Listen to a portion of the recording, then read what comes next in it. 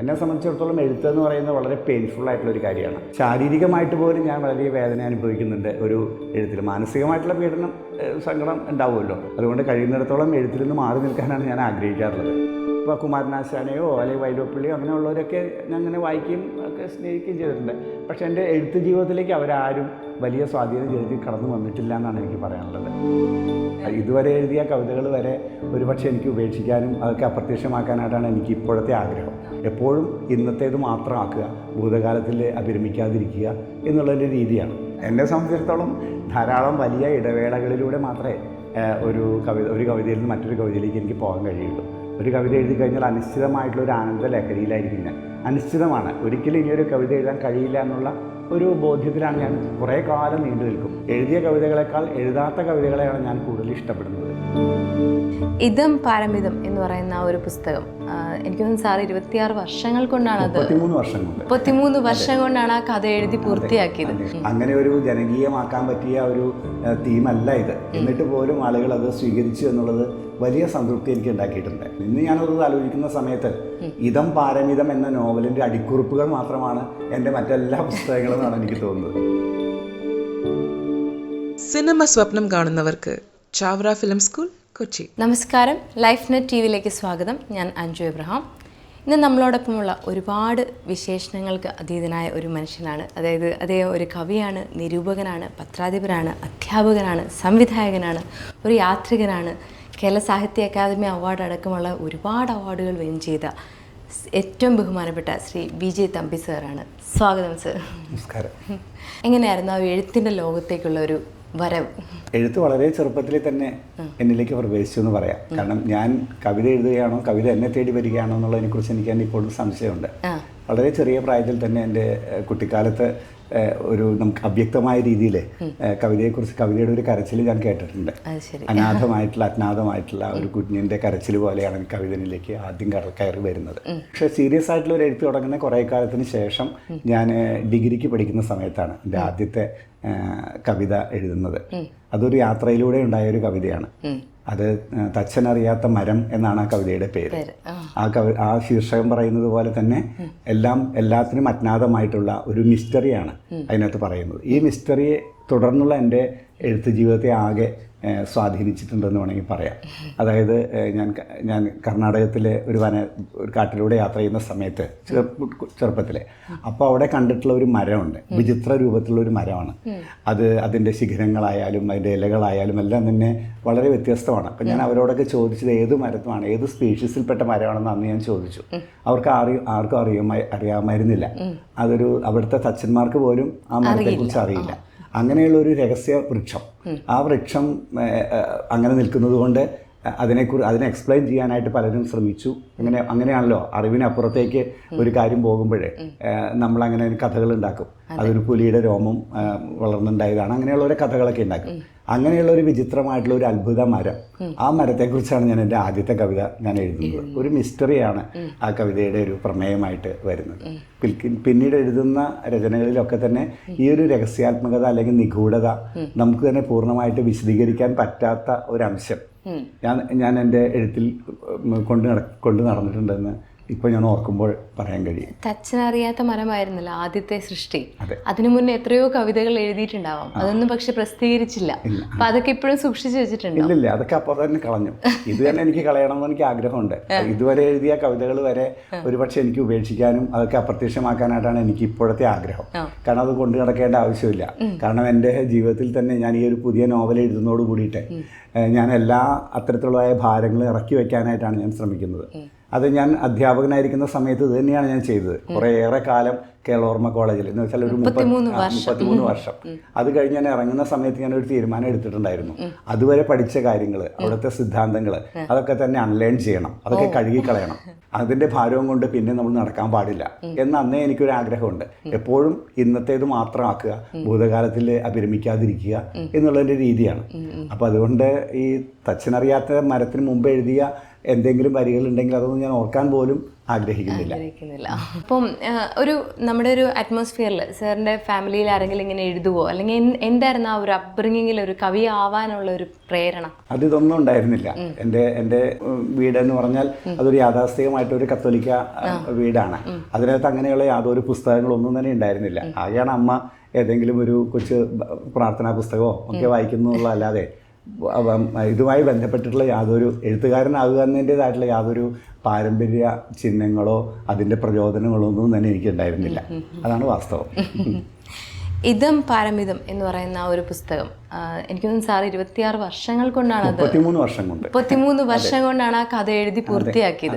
ഇപ്പം എനിക്ക് തോന്നുന്നു 6ഓളം അവാർഡുകൾ, അതായത് കാക്കനാടൻ പുരസ്കാരം, സുകുമാർ അഴീക്കോട് അവാർഡ്, ബഷീർ പുരസ്കാരം, അങ്ങനെ അവാർഡുകൾ ഒരുപാട് വാരിക്കൂട്ടി. 33 വർഷം ആ കഥ എന്താണ് ഒളിപ്പിച്ചിരുന്നത് അത് എല്ലാവരും അംഗീകരിക്കുന്ന രീതിയിലേക്കാണ് അവാർഡുകൾ വന്നത്. ആ ഒരു കഥയിലേക്കും ആ ഒരു പേരിലേക്കും ഒക്കെ എങ്ങനെയായിരുന്നു എത്തിയത്? അതൊരു എൻ്റെ ജീവിതത്തെ മുഴുവനും ഞാൻ എൻ്റെ വായനകളായാലും എൻ്റെ യാത്രകളായാലും അതിനെ മുഴുവനും മാറ്റിയെടുത്തിട്ട് ഉണ്ടാക്കിയ ഒരു പുസ്തകമാണത്. എനിക്ക് സമ്പൂർണ്ണമായിട്ടുള്ള സംതൃപ്തി തോന്നിയിട്ടുള്ള ഒരു പുസ്തകമാണത്. ഇതുവരെ മറ്റ് പുസ്തകങ്ങൾ എഴുതുമ്പോഴൊക്കെ തന്നെ എനിക്ക് അത്രമാത്രം ഒന്നും വലിയൊരു ആവേശമൊന്നും ഉണ്ടായിട്ടില്ല. പക്ഷേ ഇപ്പോൾ ഈ പുസ്തകം വന്നിട്ടൊരു 1.25 വർഷമേ ആയിട്ടുള്ളൂ. ഈ 1.25 വർഷത്തിനിടയിൽ 5 പതിപ്പുകൾ വന്നു കഴിഞ്ഞു. ഇതേപോലെ തന്നെ അവാർഡുകളും കിട്ടി. അത് മാതൃഭൂമിയാണത് പബ്ലിഷ് ചെയ്തത്. ഞാൻ ഒരിക്കലും പ്രതീക്ഷിച്ചിരുന്നില്ല. കാരണം അങ്ങനെ ഒരു ജനകീയമാക്കാൻ പറ്റിയ ഒരു തീമല്ല ഇത്. എന്നിട്ട് പോലും ആളുകൾ അത് സ്വീകരിച്ചു എന്നുള്ളത് വലിയ സംതൃപ്തി എനിക്ക് ഉണ്ടാക്കിയിട്ടുണ്ട്. സത്യത്തിൽ ഇതിൻ്റെ പല ഘട്ടങ്ങളിലൂടെ ഒരു ദീർഘജീവിതമാണല്ലോ 33 വർഷം എന്ന് പറയുമ്പോൾ.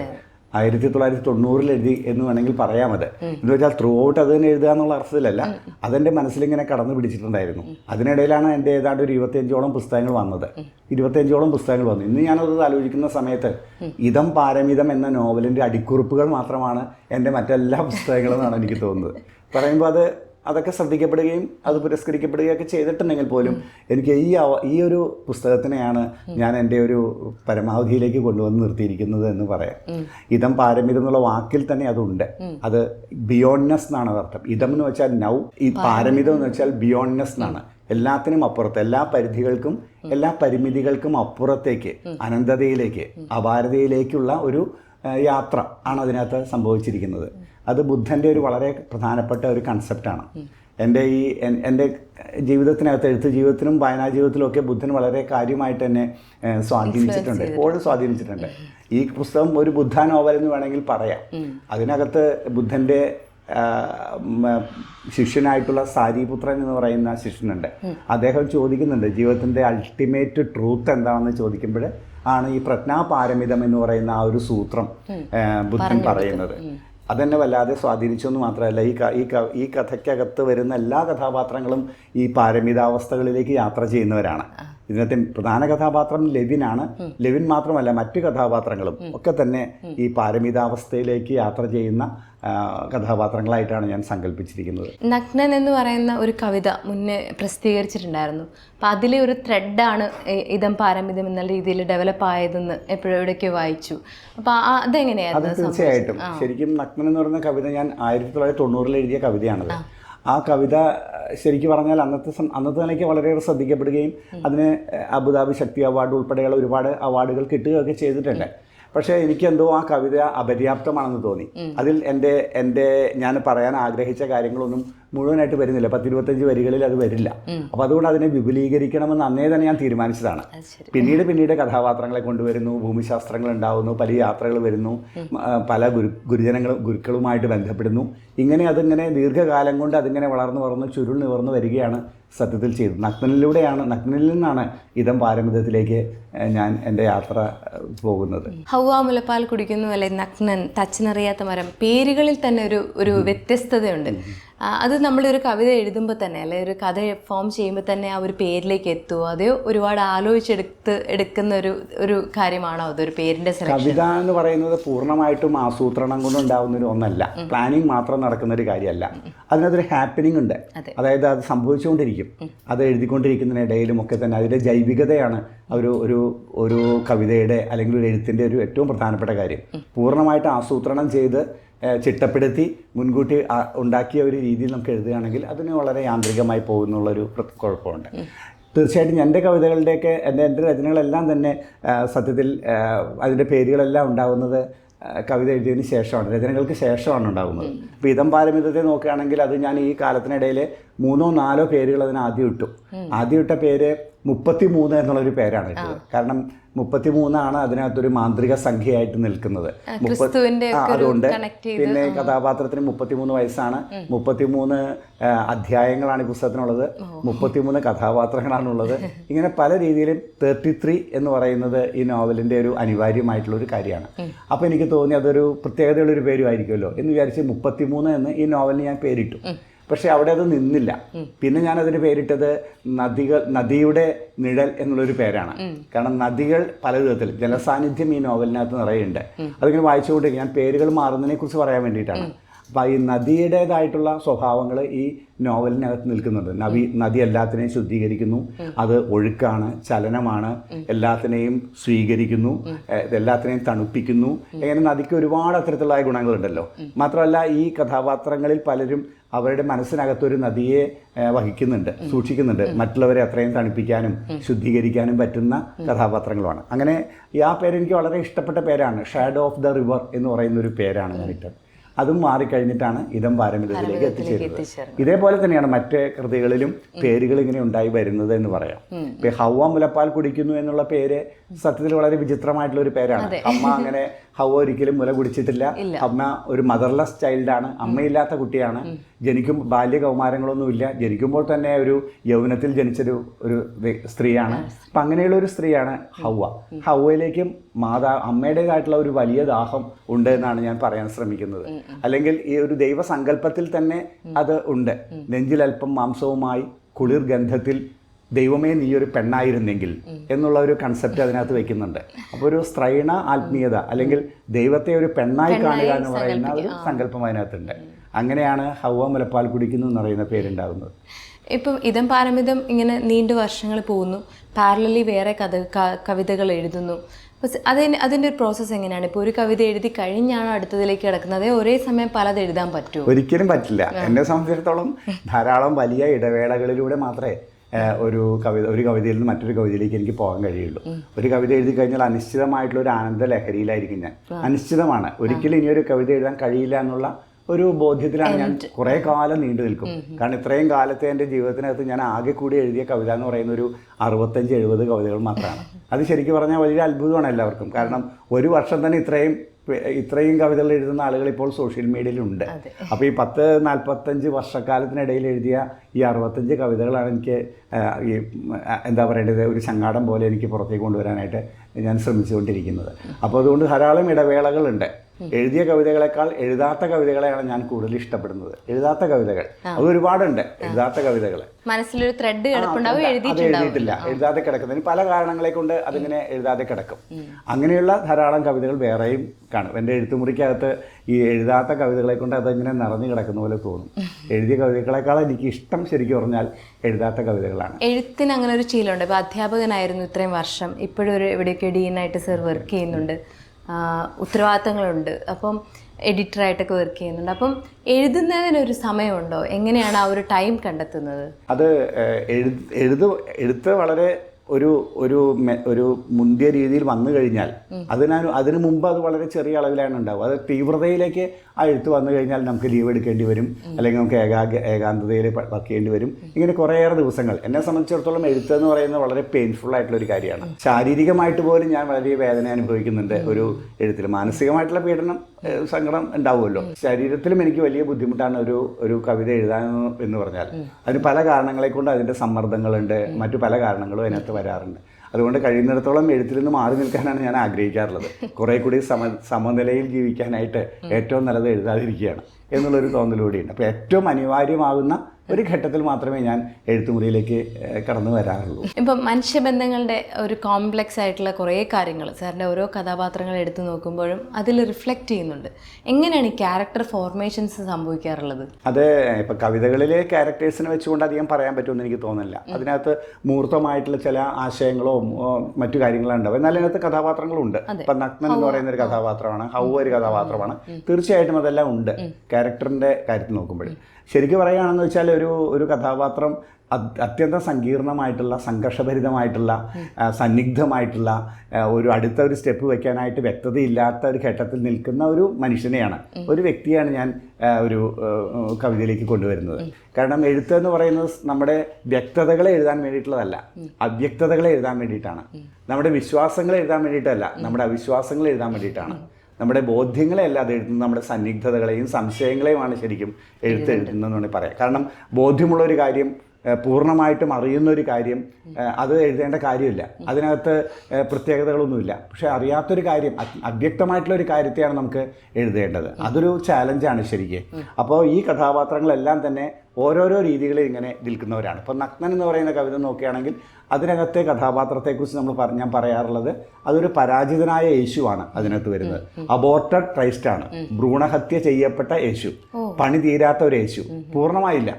അങ്ങനെ നിൽക്കുന്ന ഒരു യേശുവായിട്ടാണ് ഈ കഥാപാത്രത്തെ ഞാൻ കാണുന്നത്. എല്ലാ മനുഷ്യരിനകത്തും ശരിക്കും പറഞ്ഞാൽ ഒരു യേശു ഉണ്ട്, പക്ഷേ പൂർണ്ണമായിട്ടത് വികസിച്ച് വരുന്നില്ല പല കാരണങ്ങളെ കൊണ്ട്. നമ്മുടെ സാമൂഹികമായിട്ടുള്ള കാര്യങ്ങളെ കൊണ്ടും നമ്മുടെ തന്നെ പലതരത്തിലുള്ള പ്രശ്നങ്ങളെ കൊണ്ടും നമ്മൾ ആഗ്രഹിക്കുന്ന വിധത്തിൽ ഒരു യേശുവിനെ നമുക്ക് പുറത്തേക്ക് എടുക്കാൻ പറ്റുന്നില്ല. അങ്ങനെ പരാജിതനായിട്ടുള്ള അല്ലെങ്കിൽ ഇടയ്ക്ക് വെച്ച് ഭ്രൂണഹത്യ ചെയ്യപ്പെട്ടു പോയ ഒരു യേശു, ആ യേശുവിൻ്റെ സംഘർഷങ്ങൾ, യേശുവിനെ പോലെയുള്ള ഒരു വ്യക്തിയുടെ സംഘർഷങ്ങളാണ് ഞാൻ ആ കവിതയ്ക്കകത്ത് കൊണ്ടുവന്നത്. ഒരുപാട് മഹാരഥന്മാർ നമുക്ക് മുന്നേ നടന്നു ഈ വഴികളിൽ, അല്ലെ കവിതകളുടെ വഴിയിൽ, കഥകളുടെ വഴിയിലൊക്കെ. അതിലൊക്കെ ആരൊക്കെ ആയിരിക്കും സാറിനെ ഏറ്റവും കൂടുതൽ ഇൻഫ്ലുവൻസ് ചെയ്തിട്ടുള്ള എഴുത്തുകാർ, കൃതികൾ? ഞാനത് പലപ്പോഴും ആലോചിച്ചിട്ടുണ്ട്. ശരിക്കും എനിക്ക് അങ്ങനെ എന്നെ പരിപൂർണമായിട്ടുള്ള അളവിൽ സ്വാധീനിച്ചിട്ടുള്ള എഴുത്തുകാരും ഇല്ല. എനിക്ക് ഞാൻ ഇഷ്ടപ്പെടുന്നവരുണ്ട്, ഞാൻ ആരാധിക്കുന്നവരുണ്ട്, അങ്ങനെയൊക്കെയുണ്ട്. ഇപ്പോൾ OV വിജയൻ എന്ന് പറയുന്ന ഒരു നോവലിസ്റ്റ്, അതെന്നെ വല്ലാത്ത രീതിയിൽ അമ്പരപ്പിച്ച ഒരു പ്രതിഭയുള്ള ഒരു വ്യക്തിയാണ്. അദ്ദേഹത്തിൻ്റെ എഴുത്തിൻ്റെ ഒരു പ്രത്യേകത, ഭാഷയുടെ അത്ഭുതങ്ങൾ, അതേപോലെ തന്നെ അങ്ങനെ ഒരുപാട് കാര്യങ്ങളുണ്ട്. OV വിജയൻ ഒരു പക്ഷേ ഒരുപാട് മറ്റു എഴുത്തുകാരേക്കാൾ കൂടുതൽ സ്നേഹിക്കുകയും ആരാധിക്കുകയും ഒക്കെ ചെയ്യുന്നുണ്ട്. കാരണം ആളെപ്പോഴും ഒന്നിൽ നിന്ന് അടുത്തതിലേക്ക് പോകാനായിട്ട് ശ്രമിച്ചുകൊണ്ടിരിക്കുന്ന ഒരു റൈറ്ററാണ്. മറ്റു എഴുത്തുകാരെ എനിക്ക് ഇപ്പോൾ കുമാരനാശാനെയോ അല്ലെങ്കിൽ വൈലോപ്പിള്ളിയോ അങ്ങനെയുള്ളവരൊക്കെ ഞാൻ അങ്ങനെ വായിക്കുകയും ഒക്കെ സ്നേഹിക്കുകയും ചെയ്തിട്ടുണ്ട്. പക്ഷേ എൻ്റെ എഴുത്ത് ജീവിതത്തിലേക്ക് അവരാരും വലിയ സ്വാധീനം ചെലുത്തി കടന്നു വന്നിട്ടില്ല എന്നാണ് എനിക്ക് പറയാനുള്ളത്. എന്നാൽ പുറത്തുള്ള ചില റൈറ്റേഴ്സിൻ്റെ എഴുത്തുകൾ എന്നെ സ്വാധീനിച്ചിട്ടുമുണ്ട്. പരന്ന വായന എപ്പോഴും ഒരു കവിക്ക് അല്ലെങ്കിൽ ഒരു കഥാകാരന് വളരെ ആവശ്യമാണ്. അപ്പം മലയാളം മാത്രമല്ലാതെ മറ്റുള്ള ഭാഷകളിലുള്ള കൃതികളും വായിക്കുക എന്നുള്ളത് വളരെ ഇമ്പോർട്ടൻ്റ് ആണ്. അപ്പോൾ അങ്ങനെയുള്ള കൃതികളിൽ ഏതെങ്കിലും സാറിന് ഇഷ്ടപ്പെട്ടിട്ടുള്ള ഒരു? തീർച്ചയായിട്ടും ഉണ്ട്. എനിക്ക് പ്രത്യേകിച്ചും ഒരുപാട് അത്തരത്തിൽ എൻ്റെ മാനസികാവസ്ഥയുമായിട്ട് ബന്ധപ്പെട്ട് നിൽക്കുന്ന കുറേ റൈറ്റേഴ്സ് ഉണ്ട്. അതിൽ തന്നെ എന്നെ ഏറ്റവും കൂടുതൽ സ്വാധീനിച്ചു, അല്ലെങ്കിൽ ഞാൻ ഏറ്റവും കൂടുതൽ എൻ്റെ നെഞ്ചിലേക്ക് ചേർത്ത് വെച്ചിരിക്കുന്നത് ഗ്രീക്ക് നോവലിസ്റ്റ് ആയിട്ടുള്ള കസാൻസാക്കിസ് ആണ്. കസാൻസാക്കിസിൻ്റെ റിപ്പോർട്ട് ടു ഗ്രീക്കോ എന്ന് പറയുന്ന ഒരു നോവലുണ്ട്. അതൊരു ആത്മകഥയും കൂടിയാണ്, നോവലുമാണ്. അത് ഞാൻ എത്രയോ പ്രാവശ്യം വായിച്ചിട്ടുണ്ട്. വായിച്ചാലും തീരുന്നില്ല. ഓരോ പ്രാവശ്യവും എനിക്ക് പുതുമകൾ ഉണ്ടാക്കിക്കൊണ്ടിരിക്കുകയാണ്. എനിക്ക് ഒരുപാട് അമ്പരപ്പുകൾ ഉണ്ടാക്കുന്ന ഒരു വല്ലാത്തൊരു ലോകം സൃഷ്ടിക്കുന്ന ഒരു കൃതിയാണ് കസാൻസാക്കിസിൻ്റെ റിപ്പോർട്ട് ടു ഗ്രീക്കോ. അതാണ് എൻ്റെ ഏറ്റവും ഇഷ്ട പുസ്തകം എന്നുള്ള രീതിയിൽ ആരെങ്കിലും എന്നോട് ചോദിച്ചാൽ ഞാൻ ആ പുസ്തകത്തെക്കുറിച്ചാണ് പറയുക. അതിന് പല കാരണങ്ങളുണ്ട്, നമുക്കിവിടെ എല്ലാം അത് വിശദീകരിക്കേണ്ടെന്ന് തോന്നുന്നു. അതേപോലെ തന്നെ കസാൻസാക്കിസിൻ്റെ എന്താ പറയേണ്ടത്, സോർബ ദ ഗ്രീക്ക് എന്ന് പറയുന്നൊരു പുസ്തകം, അത് തന്നെ വല്ലാതെ സ്വാധീനിച്ചൊരു പുസ്തകമാണ് സോർബ ദ ഗ്രീക്ക്. അത് സത്യത്തിൽ ഈ ഇതം പാരമിതം എന്ന് പറയുന്ന നോവലിലെ ആ സോർബ, അല്ലെങ്കിൽ ഇതിനകത്ത് പ്രധാന കഥാപാത്രമായിട്ടുള്ള ലെവിൻ ജീവിതത്തെ വല്ലാത്ത രീതിയിൽ സ്നേഹിക്കുകയും തീവ്രമായിട്ട് പ്രണയിക്കുകയും ഒരുപാട് സ്വതന്ത്രമായിട്ട് കുറേ മുൻമാതിയായിട്ട് ഒരുപാട് സ്ത്രീകളുമായിട്ട് ബന്ധപ്പെട്ട് അങ്ങനെ സ്വാതന്ത്ര്യത്തിൻ്റെ ഒരു വലിയൊരു ലോകം സൃഷ്ടിച്ചിട്ടുള്ള സോർബ. ആ സോർബ എന്ന് പറയുന്ന കഥ ലൗകികതയുടെ മുഴുവനും പൂർണ്ണതയാണ് ശരിക്കും സോർബയിലുള്ളത്. ആ സോർബ അത് കസാൻസാക്കിസിൻ്റെയാണ്. ആ സോർബ അവിടെ അവസാനിക്കുകയാണ്. പക്ഷേ ആ സോർബയിൽ നിന്ന് സോർബയിലേക്ക് ഒരു ബുദ്ധനെ കൂടി കൊടുക്കുകയാണ് ഈ നോവൽ ചെയ്തിരിക്കുന്നത്. സോർബാദ ബുദ്ധ എന്ന് വേണമെങ്കിൽ പറയാം. അത് ഓഷോ ഉണ്ടാക്കിയ ഒരു പ്രത്യേകമായിട്ടുള്ള ഒരു കാഴ്ചപ്പാടാണ്, ഒരു ഉൾക്കാഴ്ചയാണ്. അതായത് സോർബയിൽ മാത്രം ഒരു മനുഷ്യൻ്റെ പൂർണ്ണത ഈ പറയുന്ന ഉല്ലസിക്കുന്ന അല്ലെങ്കിൽ ലൗകികതയിൽ മാത്രം നിൽക്കേണ്ട ഒന്നല്ല, ധ്യാനത്തിൻ്റെതായിട്ടുള്ള ബുദ്ധൻ്റെതായിട്ടുള്ള ഒരു അംശം കൂടി അതിനകത്ത് ചേരുമ്പോഴാണ് അത് പൂർണ്ണനായിട്ടുള്ള ഒരു മനുഷ്യനായി മാറുകയുള്ളൂ. അങ്ങനെ ധ്യാനവും നൃത്തവും കൂടിയിട്ടാണ് ആ കഥാപാത്രത്തെ വളർത്തിയെടുക്കാനായിട്ട് ഞാൻ ശ്രമിച്ചത്. അപ്പോൾ അതും കസാൻസാക്കിസിൽ തന്നെയാണ് ഞാൻ അതിൻ്റെ ഒന്ന് സ്വീകരിച്ചത്. എഴുത്ത് ലോകത്തെ കൂട്ടുകാരൊക്കെയാണ്?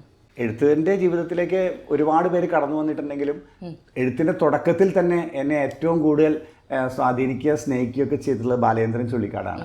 ചുള്ളിക്കാടുമായിട്ട് എനിക്ക് 18 വയസ്സുള്ള കാലം മുതലേ തന്നെ ബാലേന്ദ്രനെ എനിക്കറിയാം. ഞങ്ങളുടെ വിദ്യാർത്ഥി കാലത്തിൽ തന്നെയാണ് ഞാൻ ബാലേന്ദ്രനെ പരിചയപ്പെടുന്നത്.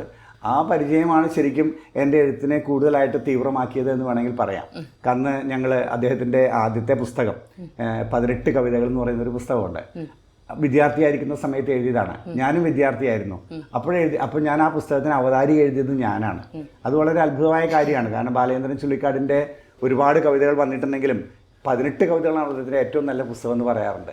എഴുതിയതാണെങ്കിൽ 10-20 വയസ്സിലാണ് എഴുതിയത്. പക്ഷെ അദ്ദേഹത്തിന് ഏറ്റവും മികച്ച കവിതകൾ തിരഞ്ഞെടുക്കാൻ പറഞ്ഞാൽ ആ കവിതകളാണ്. ആ കവിതകളുടെ ഒരു നോട്ട്ബുക്ക്, അത് എഴുതിയൊരു നോട്ട്ബുക്കുമായിട്ട് ബാലേന്ദ്രൻ എപ്പോഴും വീട്ടിലേക്ക് വരും. അത് മറ്റേ മുഖ്യധാരയിലുള്ള പ്രസാധകരാരും പ്രസാദനം ചെയ്യാൻ തയ്യാറായിട്ടിരുന്നു. അപ്പോൾ ഞങ്ങൾക്കൊരു കൊച്ചു പ്രസിദ്ധീകരണമുണ്ട്. രസന എന്നാണ് എൻ്റെ പേര്. ഞങ്ങൾ വിദ്യാർത്ഥികളായിട്ടുള്ളവരെ ഒരുമിച്ച് ചേർന്ന് ഉണ്ടാക്കിയിട്ടുള്ള ഒരു മാസികയാണത്. ആ മാസികയാണ് ശരിക്കും ഈ 18 കവിതകൾ പ്രസിദ്ധീകരിക്കുന്നത്. അപ്പോൾ ആ കാലങ്ങളിൽ ബാലേന്ദ്രനുമായിട്ടുള്ള അടുപ്പം, ബാലേന്ദ്രൻ്റെ വായനകളും എൻ്റെ വായനകളും ഇങ്ങനെ കൂട്ടിച്ചേർത്തിട്ടൊക്കെ ധാരാളം അനുഭവങ്ങൾ എനിക്ക് പറയാൻ കഴിയും. ഒരു സൗഹൃദത്തിൻ്റെ ഏറ്റവും തീവ്രമായിട്ടുള്ള ഒരു കാലമാണത്. എന്നാൽ ഏറ്റവും ദുഃഖഭരിതമായിട്ടുള്ള ഒരു കാലം കൂടിയാണ്. സംഘർഷങ്ങൾ നിറഞ്ഞിട്ടുള്ള, അതായത് അടിയന്തരാവസ്ഥയുടെ തൊട്ട് മുമ്പേയുള്ള ഒരു കാലമാണത്. അപ്പോൾ ഞങ്ങളെല്ലാവരും ഓരോരോ രീതികൾ അത്തരത്തിൽ തീവ്ര രാഷ്ട്രീയത്തിൽ പങ്കെടുത്തവരുമാണ്. അപ്പോൾ അങ്ങനെയുള്ള ബന്ധത്തിലും തുടങ്ങുന്നു. പിന്നെ ഒരുപാട് സൗഹൃദങ്ങൾ. അപ്പോൾ എൻ്റെ ജീവിതത്തിൽ എനിക്ക് എപ്പോഴും പറയേണ്ട ഒരാൾ എന്ന് പറയുന്നത് ഐ ഷൺമുഖദാസാണ്. ചലച്ചിത്ര നിരൂപകനാണ്. ആളെ ദേശീയ അവാർഡുകളൊക്കെ കിട്ടിയിട്ടുണ്ട്. അദ്ദേഹത്തെ എനിക്ക് വല്ലാതെ, ഞങ്ങൾ എല്ലാ ദിവസവും കാണുകയും ആളുടെ ഞങ്ങൾ വായനകൾ പങ്കുവയ്ക്കുകയൊക്കെ ചെയ്യും. ഇപ്പോൾ ഇതം പാരമിതം എന്ന് പറയുന്ന നോവൽ ആദ്യമായിട്ട് ഞാൻ ഹിമാലയത്തിലെ കേദാർനാഥിൽ ഉള്ള സമയത്ത് ഞങ്ങൾ ഒരുമിച്ച് യാത്ര ചെയ്യുകയാണ്. അപ്പോഴാണ് ഞാൻ ഈ നോവലിൻ്റെ ഒരു ബീജം പറയുന്നത്. അവിടെ നിന്ന് തുടങ്ങിയിട്ടുണ്ടത്. അതേപോലെ തന്നെ ഒരുപാട് സൗഹൃദങ്ങൾ എൻ്റെ ജീവിതത്തിൽ ഉണ്ടായിട്ടുണ്ട്.